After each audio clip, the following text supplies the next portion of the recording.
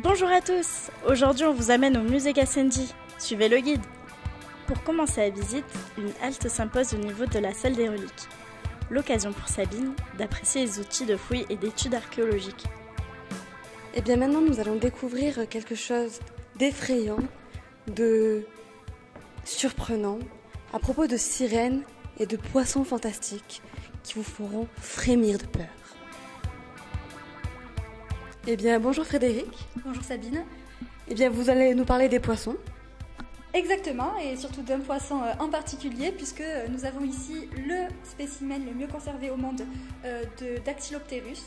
Donc c'est un poisson qui vivait à l'ère préhistorique, et je pense que ça pourra vous intéresser pour la suite de votre visite dans la salle des hydropithèques, parce que justement, ce poisson-là, qui ne vit que dans les courants chauds, servait aux sirènes, vous verrez juste après, à pouvoir se diriger en fait dans l'océan, puisque leur terminaison nerveuse n'étant pas assez aboutie pour repérer le chaud et le froid, mais leur corps ne supportant pas le froid, ils avaient besoin en fait d'indices pour aller dans les courants marins chauds. Voilà. D'accord. Et les autres poissons, est-ce que vous pouvez nous les présenter un petit peu aussi ?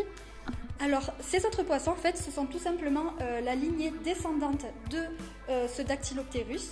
Alors, la collection a été complétée en 2012, puisque, en fait, une personne nous a fait donation de sa collection personnelle. C'est une grande chance pour le musée.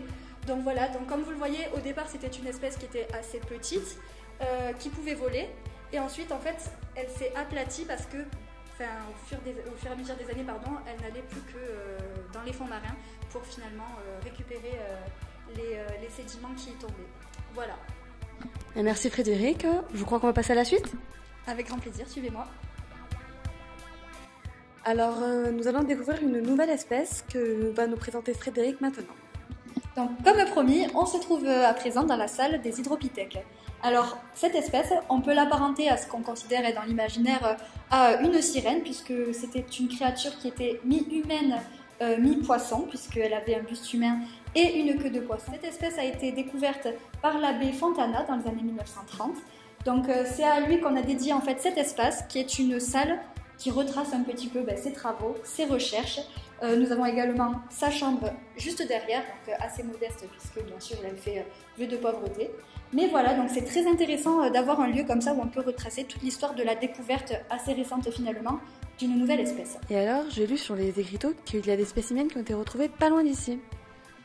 En effet, on a trouvé quelques squelettes dans les courants marins, mais on en a surtout retrouvé aussi ici à Digne-les-Bains dans la roche calcaire, puisque le calcaire est une accumulation de sédiments qui date de l'époque préhistorique. Donc parallèlement, on a pu retrouver, c'est vrai, plusieurs sites de squelettes. Donc parfois, on ne retrouve qu'un crâne, et parfois, avec beaucoup de chance, on peut retrouver des squelettes entiers, comme celui qu'on a dans cette salle et qui a été très bien conservé.